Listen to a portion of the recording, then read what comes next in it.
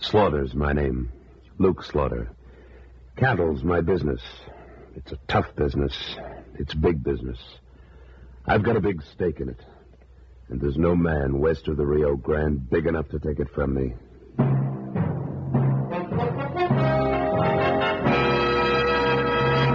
Luke Slaughter of Tombstone.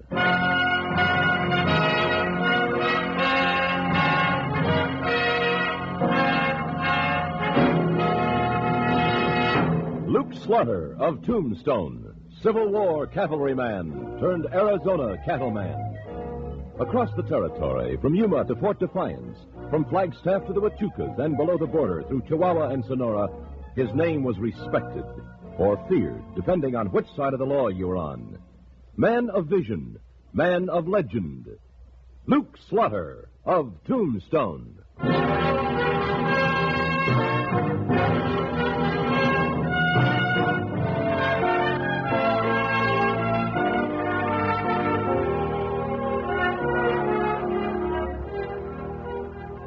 You get used to all kinds of people in Tombstone. Miners from above and below the border. Cowboys, legitimate and illegitimate. Chinese who cook your meals or your shirts. All kinds. But one afternoon, Wichita and I spotted a new brand. Say, will you look at that dude with the white hair and goatee? If he ain't the high mucky-muck of something, I miss my guess. Looks more to me like a traveling preacher. Yeah, but the other ain't no deacon from his looks. Good afternoon, gentlemen. Afternoon. I wonder if you could give us a direction, sir. I'm not too familiar in these parts, and let me introduce myself. I'm Colonel Everett. This is my business associate, Mr. Granby. Howdy. Howdy. Slaughter's my name. This is Wichita. Howdy. What is it you're looking for, Colonel? Well, we're heading for the Meeker place. I believe it's just outside of Tombstone somewhere. That's right. Cal Meeker's spread's about 3 miles north. The Lazy M. You can't miss it. Thank you. Thank you for your courtesy, sir. Not at all. Oh, Mr. Granby. Yeah? Haven't we met somewhere before? Met? No, I don't guess so, mister. It's the first time I've ever been in Arizona. Well, now, I haven't spent all my life here either. I'd swear we'd met someplace. Well, thank you for the directions, Mr. Slaughter. We'll get along to the Lazy M. Come on, Granby.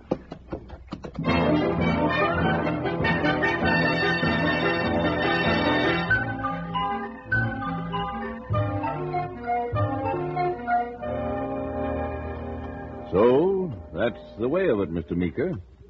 I'm sorry. No, wait a minute, Colonel Everett. This is my land. I homesteaded it. Got my title straight from the government. You don't listen very good, Meeker.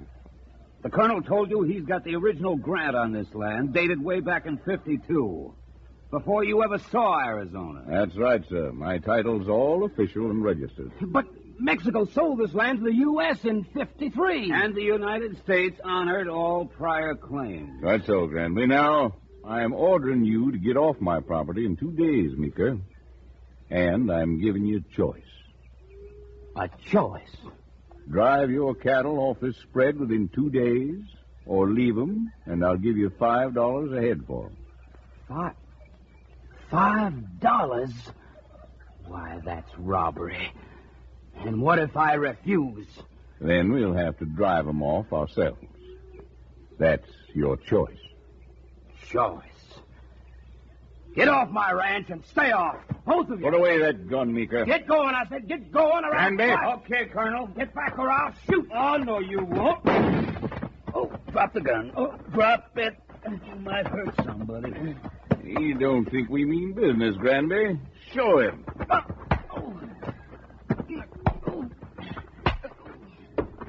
Yeah, that'll give you a rough idea, Meeker. I'd suggest you start moving off this land now. We're taking over day after tomorrow.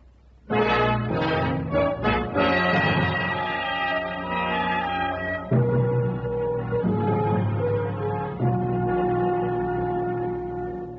Cal, let me get this straight.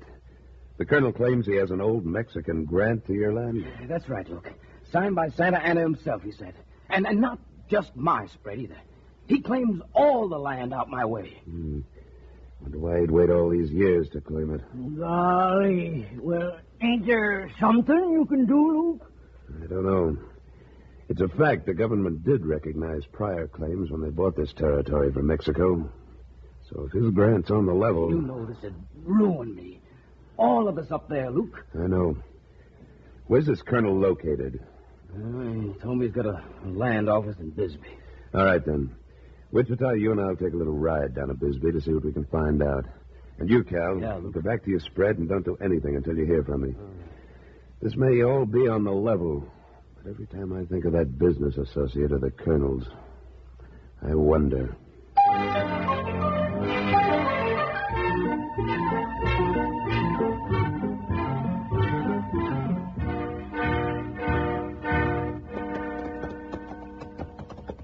Hey, there's the place, Luke. See the shingle? Yeah, land office, Colonel Justin Everett. Real pretty name.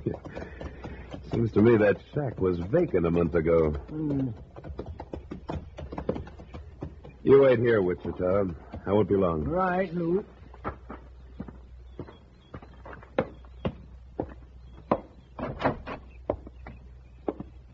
Yes, sir. What can I... Well, we meet again. Mr. Slaughter, isn't it? That's right, Colonel. Well, what brings you down to Bisbee, sir? In the market for some land? Like the Lazy M Ranch. Well, now that tract won't be available for a couple of days, but we can talk about it now. Yeah, I think now's the best time to talk about it. Cal Meeker's a friend of mine, Colonel, and a member of the Cattlemen's Association. He tells me you're laying claim to his spread.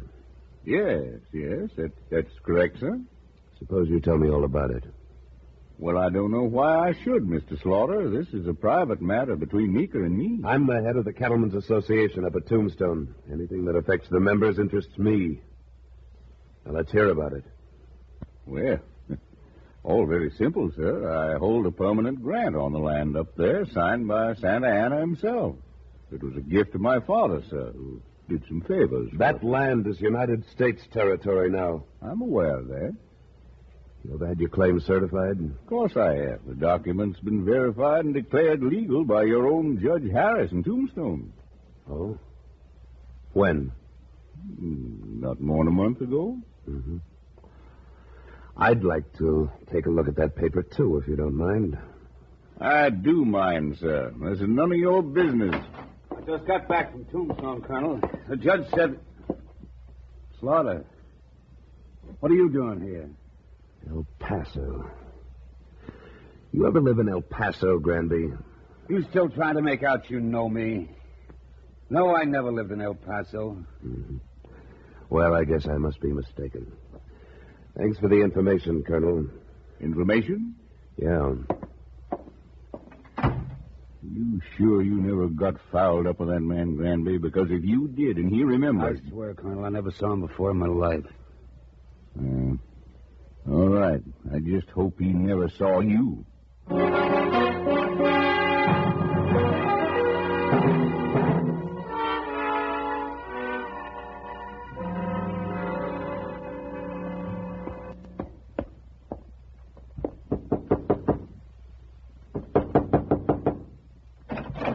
Yes? Morning, Judge. Well, Luke Slaughter, what can I do for you? Oh, nothing special. Just dropped by for a chat. Come in. Come in. Thank you. You know, I haven't talked to you since you lived in that little house up on Safford Street. It's quite a fancy layout you've got now. Well, thanks, Slaughter. I like it.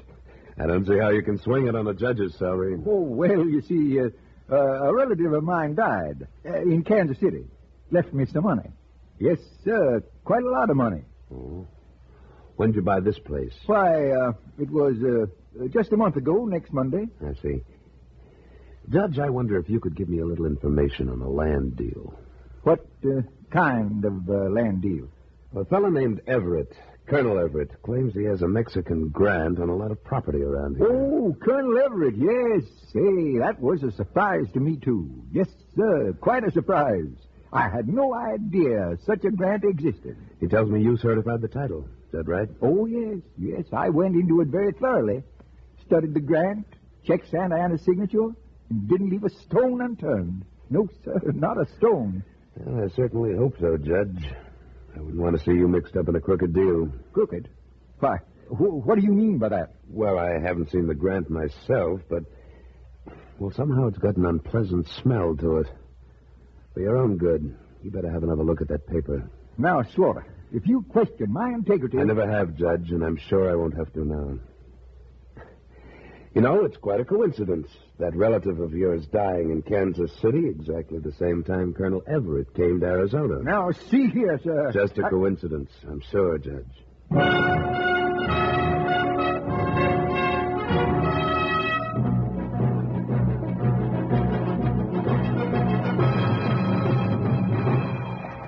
That's it, boys. Get those cattle moving and keep them moving till they're clear off the place. Hey! Hey, what is this? What are you doing with my cattle, Granby? Well, I figured you'd be showing up, Meeker. Stop those men. They can't drive my herd off like that. They won't. If you want to take the colonel's offer of $5 a head... This is my ranch, and these are my cattle. They may be your cattle, but this is no longer your ranch. All right, keep moving, boys. Come on, keep moving.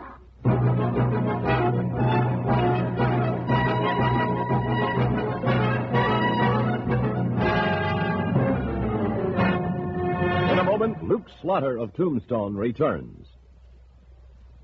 Last September, Carmen Basilio defeated Sugar Ray Robinson for the World Middleweight Championship. Tuesday night in Chicago, they'll meet for the return match, and you'll hear the broadcast only on CBS Radio. Right at ringside will be Jack Dries, giving you a blow-by-blow account of the fight. Dr. Joyce Brothers, the young psychologist from Brooklyn, who set the nation on its ear with her amazing knowledge of boxing, will provide the between-rounds commentary. Join us on most of these stations Tuesday night as CBS Radio broadcasts exclusive the exciting rematch between Carmen Basilio and Sugar Ray Robinson.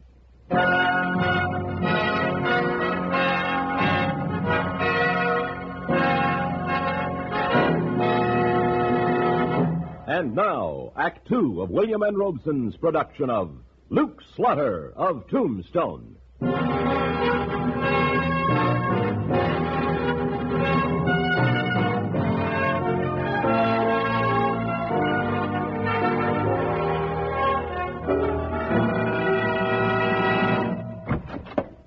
Hey, Luke, you gotta come help me. Well, sure, Cal. What's the trouble? That Colonel Everett. Well, what about him? His men are driving my cattle off. How many men has he got, Cal? Granby and three others. They're driving my herd toward the east line. All right. Keep your shirt on.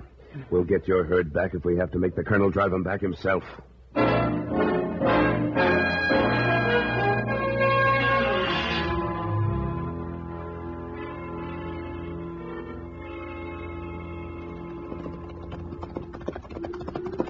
Yeah, they are, Luke. They're driving them right down that arroyo. Pull up here.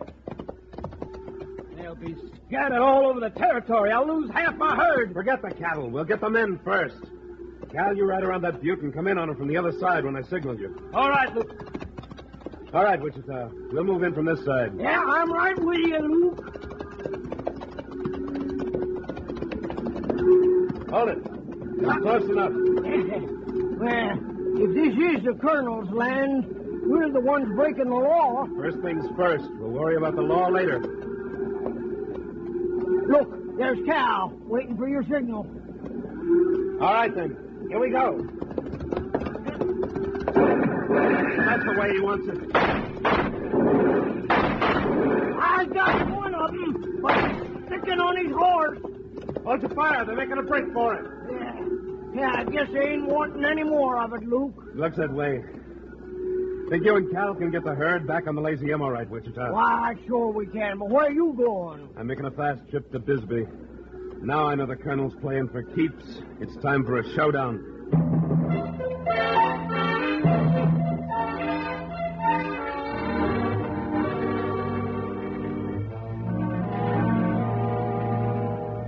Hey, Colonel.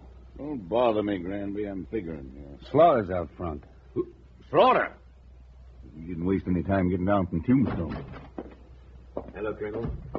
You got your nerve coming in here, Slaughter. You wounded one of my men when he was doing his legal duty. Legal duty? He was a rustler. What do you want?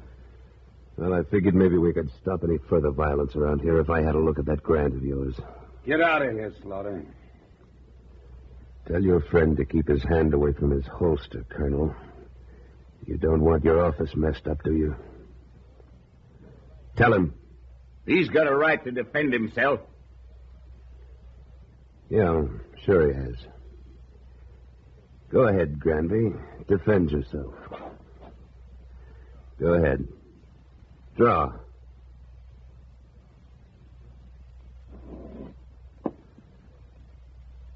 I thought so. Now, Colonel, the deed. I don't have to show it to you, Slaughter. That's right. But you're going to. There. You're so curious. Have a look. Pretty document. Mighty fancy engraving. Just as legal as it is pretty.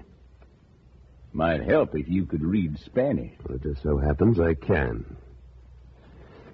Dated September 11th, 1852. Signed by... Say, this fellow really took a liking to himself, didn't he? His Most Serene Highness Antonio Lopez de Santa Anna, perpetual dictator of Mexico. You'll notice the grant is perpetual, too. I noticed that. Hope it's more perpetual than Santa Anna was. Yes, sir. That's mighty pretty engraving. Well, you satisfied, Slaughter? Mm-hmm. Yes, indeed I am. I've seen all I need to, for now. And now that I've seen it, Colonel, I'm sure our next meeting will be under much different circumstances. You're right. I certainly hope so, sir. Good day, gentlemen.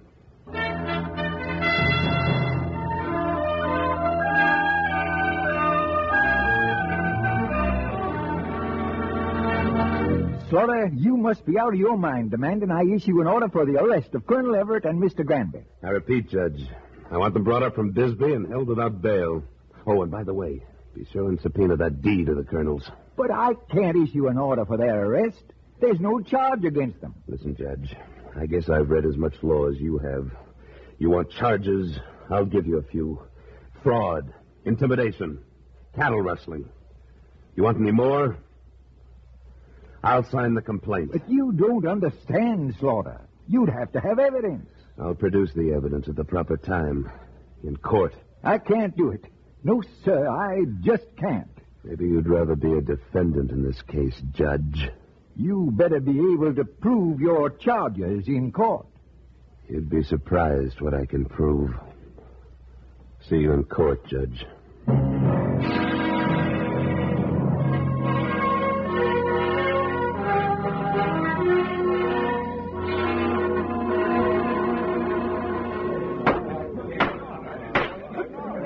Court will come to order. Luke Slaughter, being the complaining party in behalf of the Cattlemen's Association, he gets first say. Go ahead, Slaughter. Give it to him good, Counselor. Quiet, what you done. Thank you, Judge. Now, these men are being tried on a charge of fraud. We'll forget a few other charges. This is preposterous. He can't prove a thing. Could we have a little order in the court, Your Honor? Thank you. Now, if it please the court, I have in my hand the Mexican land grant by which Colonel Everett's claiming land around here. If it wasn't for just two things, he'd be in his rights. First of all, this grant is dated September 1st, 1852. That date looked kind of odd to me some way, so I looked it up. Now, it just happens that in September of 52, Santa Anna, who was supposed to have signed this deed, was in exile in South America. He didn't become president of Mexico until more than 6 months later, April 15th, 1853. So he couldn't very well give away land when he wasn't even in office, could he? Order! Order! Now, that's one thing. There's another. The first day I saw Colonel Everett's business associate, Mr. Granby, I had a feeling I'd met him someplace before. The thought kept nagging at me. Then when I saw this document, I put two and two together, and the whole thing came to me. I was wrong. I hadn't met Mr. Granby at all. I'd just seen his picture a while back on the wall of a marshal's office back in Abilene, Texas. What? Why, It's no wonder this document looks so pretty. Mr. Granby is an expert at making things like this. He's wanted by the United States government for forgery and counterfeiting. That's a lie! Now, there's one more way I'm going to prove this case. By Judge Harris himself. The judge can tell you a few things about these men that'll prove their guilt. Can't you, Judge? Well, when the Colonel and Mr. Granby first approached me... I'll teach you to keep your mouth shut, Harris. Luke, Granby's got a deputy's gun. Down behind that desk, Judge. Keep away from me, Slaughter. I'll fix you so's everybody will keep away from you. Now.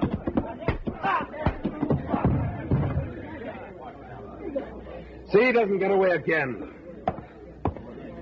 All right. Come on out, Judge. Let's have some order here. Yes. Yes, all right. I don't think we need to carry this farce any further. Judge, you ready to make a decision? Yes, yes. I find these two men guilty as charged. They will be brought to this court tomorrow morning for sentencing. This court is adjourned. Well, say, that was real nice work, Luke. Why, you saved the judge's life. Yeah, I guess I did. You go ahead, Wichita. I'll be along in a minute. Yeah, okay. Well, I guess that takes care of everything, Slaughter. Almost. It's just one thing more. How soon are you leaving town, Judge? What? Why, I'm not leaving. I say you are. We like our courts to be honest around here. I'm afraid you don't quite fit the bill. Yeah, I guess I did make a mistake, Slaughter. Maybe you can profit by it in the next place you go. There's a stage out of here tomorrow afternoon. See that you're on it. So long, Judge. Good luck.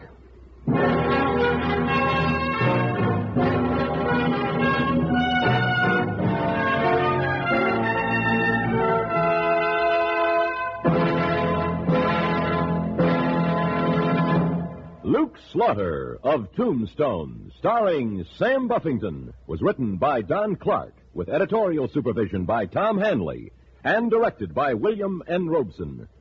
Supporting Mr. Buffington were John McIntyre, Jim McCallion, Bill Quinn, Junius Matthews, and Ed Jerome. Music composed by Wilbur Hatch and conducted by Amerigo Marino.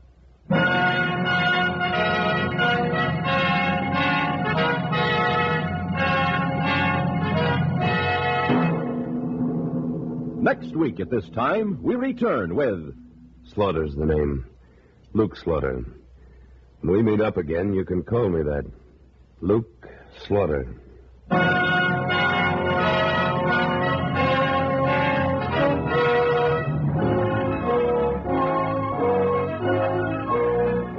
Butcher, baker, candlestick maker, lawyer, bricklayer. No matter what your work is, the course of American business from day to day affects you in 100 ways.